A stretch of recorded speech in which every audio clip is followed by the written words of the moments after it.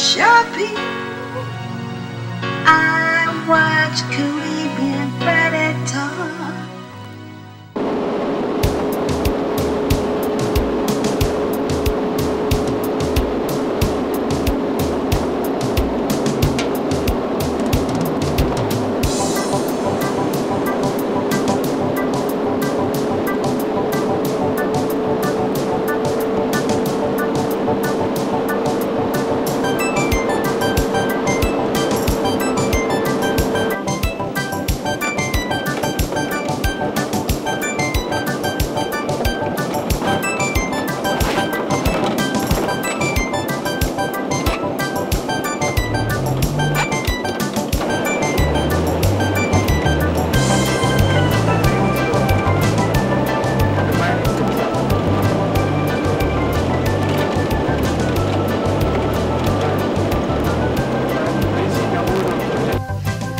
As we continue our tour of Ghana, West Africa, we are now in the town of Obasi, home of the Ashanti gold fields. This is the mining center. And right now we have George Obe, who will take us through the mining center. He will explain to us what we are looking at.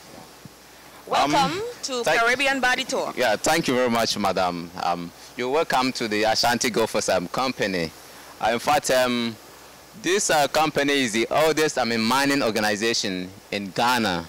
And as you can see, we have what is called the early shaft. And I think on this note, I'll hand you over to the man who is in charge here to take you through. Okay. Thank you very much. Thank you. Good afternoon and welcome to Caribbean Body Talk. Right, I'm PH Mercy, my captain, responsible for early shaft here. Well, the purpose of this shaft, you know, I've seen it. This is at least one of the oldest shafts on the mine. It has been almost 100 years. In existence, yes. And the purpose of this shaft is to hoist all materials we get from the underground. So the ore will come up, and try to discharge it over here, and then try to work it all the way right down to our mill. So this shaft brings all the ore from below. At least we get 75% from the ore being hoisted through this shaft alone. And it's transported? It's transported right now from the bottom, which is 3,300 feet below. 3,300 feet below? And then to the surface, right. Okay. So now, as you see, it's now in motion. This one is coming with the ore. There it is. It's going up. Our tour continues with more information from our guide. Yeah. Where we are now is called Kudo. When early shaft was established in the 18th century, the two Fanti merchants, they are the Joseph Biney and then Joseph Ellis, and they decided, to have a partnership with a white man called Cade in Britain. So they also, sat down and they decided to have another mining concession, which is called the Kudo. So they form a team together, and then they build what we have now called Kudo. Here, what we do is we normally extract the ore. Yeah, we normally extract the ore from underground. Here, we don't use the shaft. When we went to early shaft, you saw what was happening there. And then here, what we use is the wagoner. We have a machine which goes underground. And then it goes underground to take some of the ore that we've mined over there. Which machine is that? We have wagoner. It's called wagoner. Yeah. You see the big machine over there. With the wheels, right? Yeah, with the wheels. And we have the hole. You see, we have a ramp over there. AGC Kodo. Yeah, that is the entrance to the underground. So actually, that is what is happening here. Yeah. So you use vehicles to go down rather than the... Yeah, a highly mechanized vehicle, to go down. And that the vehicle takes only one person. Yeah, it takes only one person because we don't have too much space, for people to sit in. But for those who want to go to underground, they can walk through this ramp. They go to underground, then they go and start their job. Yeah. So here we have the ore.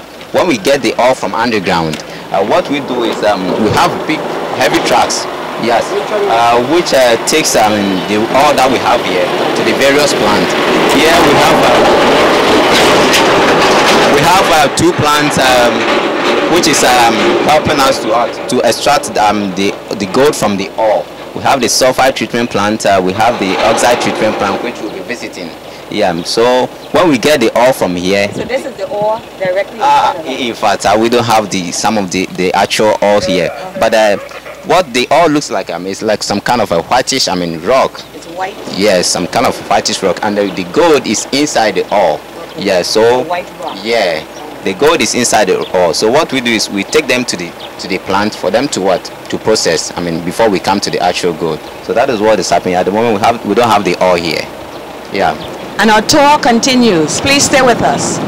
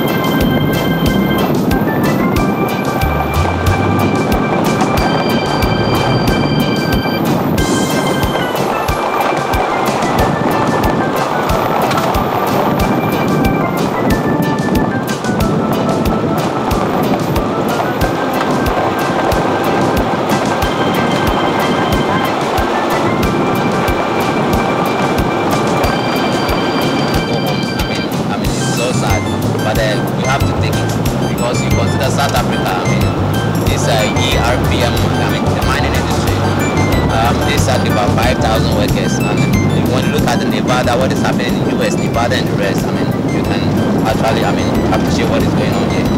But it's like we can't just tell them to go home without anything. So we have some nice packages for them. Yeah. That's great. I'm sure they'd appreciate that.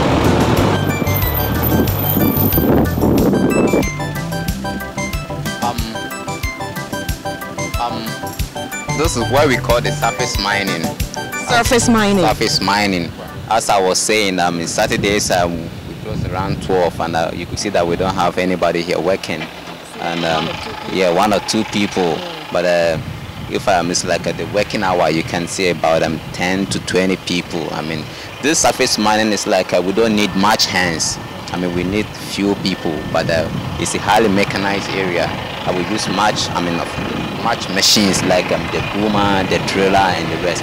And you can see that here it's being done in terrace. Yes, because of the nature of the whole thing, it's being done in terrace. Now what we have here is one of the open pits that is like we don't need it again. So what we have to do is to cover the whole area so that it doesn't pose any danger to anybody.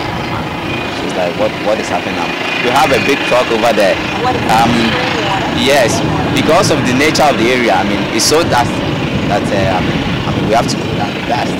So it's the job of the vehicle, is to put down the dust and to spread water all over the area. To put down the dust. Do the people who mine, do they wear any protective over their faces? Yeah, we have goggles. Yeah, and we have the nose. What is going on here? We care much about safety. Yeah, because we care much about our health of our environment. The people we have here. Yeah, so that is what is happening here. So surface mining. If you hear surface mining, that is all that we have here. Yeah. So this is the surface mining we have in Obuasi. Yeah.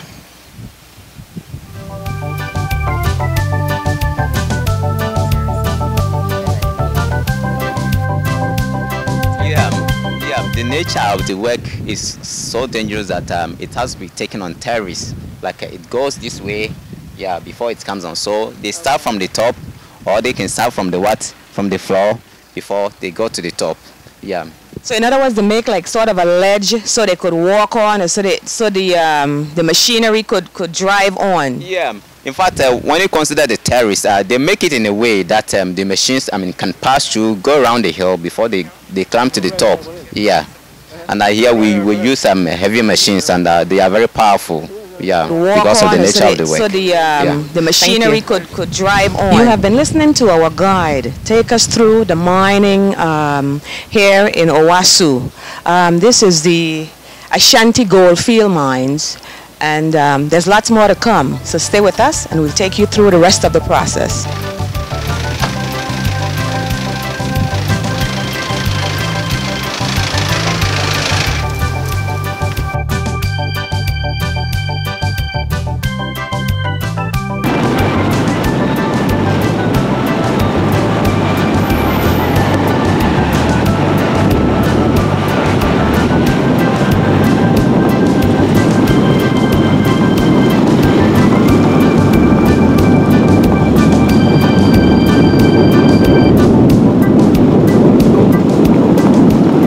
Welcome back to one of VVC's exclusive as we continue to tour the mines at the Ashanti gold fields. Stay with us as we continue to bring you history, culture, and education.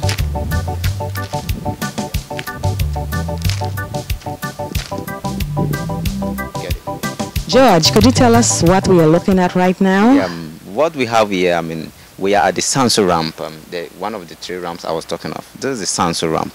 What we do here, initially, it was an open pit. Yeah, we mine the area. We have some big trucks which come for the rocks, and then they send it to the STP and then the OTP for processing.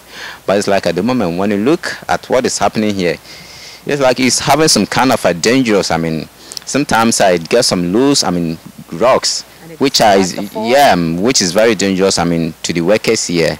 And it's like what we are doing now, we've constructed a ramp, which is called the Sanso ramp. The Sanso ramp. And this ramp, you can take a car. We have the Wagner. Yeah, you can take the Wagner. You get deeper. You see, but we have 8 level. And with the car, you can get inside there. You take workers inside there. They go and work, and they mine. And we have a Wagner, a truck which normally goes underground to bring the ore. Yeah, so that is what we are doing now. So like here, you can see that we are not working here because of the loose rock that we have here. Yeah, so it's like what we are doing is we've constructed a road to the ramp, which you can use the car to enter. We can even use this car, but it's not allowed. Yeah, unless it's 4-wheel drive. Yeah. Stay with us as we continue with much more. Yeah.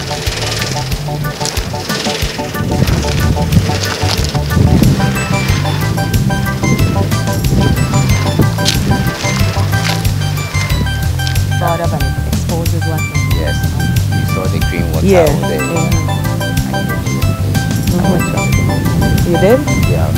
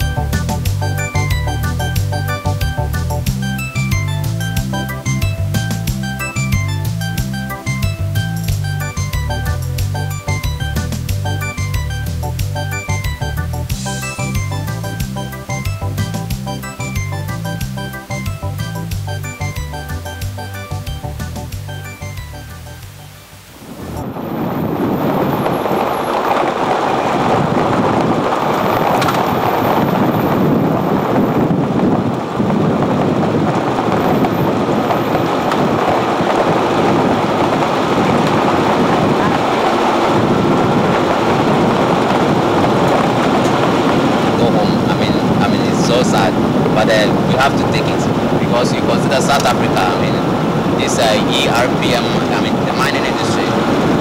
They sacked about 5,000 workers, and when you look at the Nevada, what is happening in the US, Nevada and the rest, I mean, you can actually, I mean.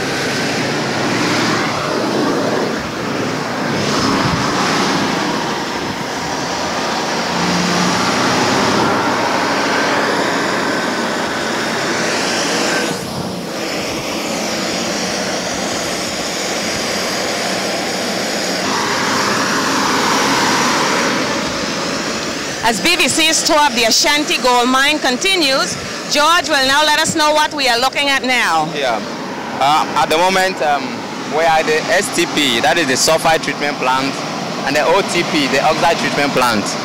And the oxide treatment plant, what we do is a highly bacterial, I mean, process. And what we have at the OTP is where we get, I mean, the sulfur, and then we put them there. The sulfur, I mean, it's a type of rock that we have here from the surface mining. As you can see, we have trucks here. As I was saying, we have, I mean, when we get the stockpile, we bring them here. And then we have machines which conveys them to the crusher. The crusher. And then the crusher will crush it to the type of size that will fix into the what? The conveyor belt. We have the conveyor belt which convey the rocks we have here. It takes it up there, and then it gets into another one. It grinds. As the thing gets on going, it keeps on grinding the whole thing, and then it turns into a powdery form. It grinds it until it turns into a powder form. Into a powder form, and after it has been processed into a powdery form, it goes into a whole lot of process before it reaches where we call the flotation. That is the flotation whereby they've separated, I mean, the good ones from what they don't like, which is the flotation, and that we have a special place where we keep, I mean, the flotations. The flotations is like we don't need them anymore. It's like that is, I mean, what is it called? The waste material. Yeah, the waste material that we get from this ore and the sulfur that we have. Yeah.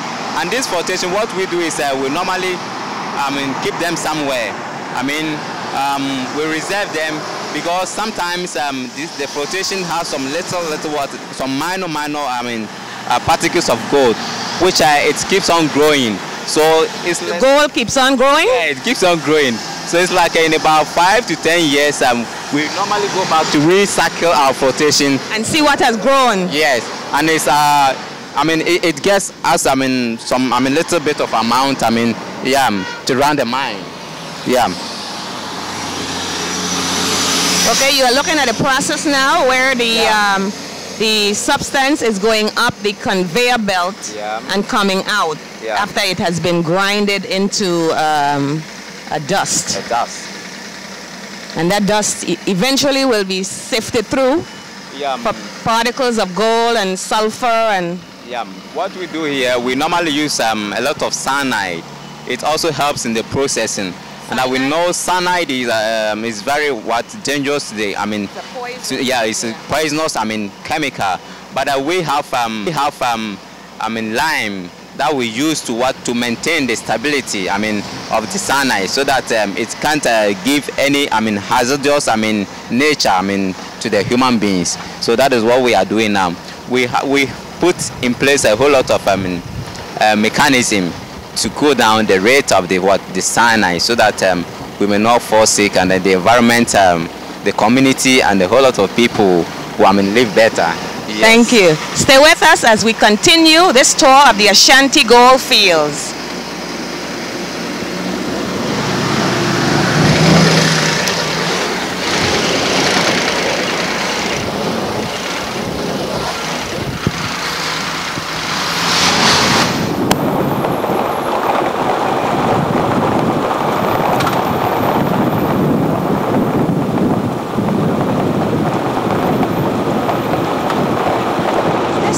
BVC's exclusive comes to an end, we would like to take a moment to thank our guide, Mr. George Obe, who has taken us through a very educational and enlightening tour of the Ashanti gold fields. Thank you very much, George.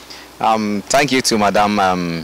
It's like we've just come to the end of the tour, and when you look at it, it's like time is not on our side, and we could have gone into underground, in the hospital, and then a whole lot of places, some of the shafts, like the dancing shafts, and a whole lot of places, but it's like time is not on our side, as I said.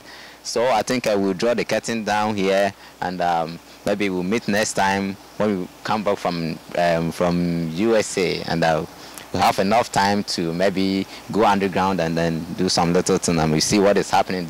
The real man, at work underground. Yeah. Thank you very much. Thank you very much, George. Before I close the whole thing, I think I'll make a presentation to Madam. That is the annual report for Ashanti Golfers 98. Thank you very much. This is the 1998 annual report for the Ashanti gold fields. Yeah. Thank you, George. You've been very, very helpful. Thank you too. Nice to meet you again. Nice meeting you too. Bye. Stay tuned. We'll be back with much more after this.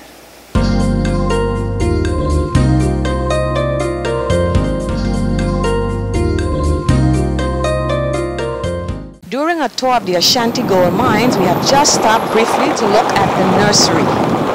Yeah, you're welcome to the nursery. Nursery 2. We have 2 nurseries.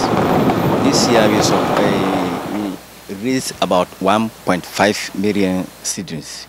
1.5 million seedlings of various types.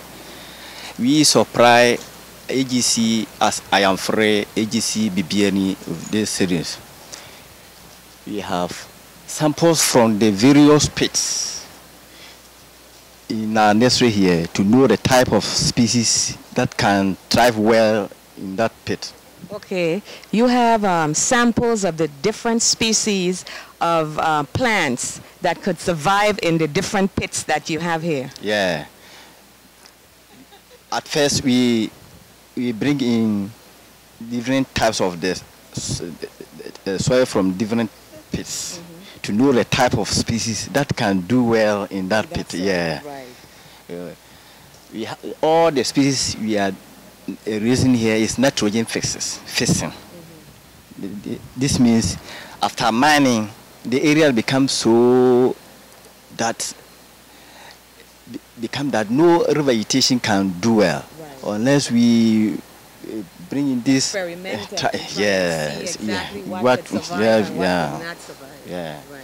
So all the species we are raising here is nitrogen fixing that can enrich the soil by itself.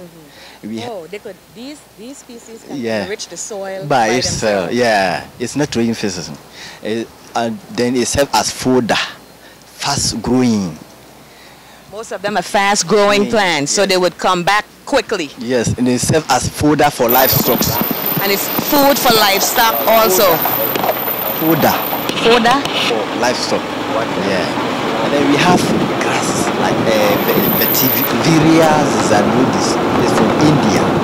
We use it to check soil erosion along the steep area before and actual species. So you have a special grass that's from India that you use to check the natural erosion of the areas. Soil erosion. Yeah. We can go and one that's in charge of Mr. Jima. Mr. Jima is my boss. Mr. Jima is your boss and you assisting him? Yes. We have even free visa to chiefs and people around this area. So anyone who wants to establish woodlock plantation can come here for advice, and then after that we give them seedlings too. And then we have flowers to decorate the quarters and the rest. Okay, well, we at BVC would like to thank you very much for speaking with us and telling us a little bit of what you do here. Yeah. Thank you very much. Stay tuned as BVC comes to you from Ghana, West Africa. Right now, we are at the Ashanti gold fields. Stay with us.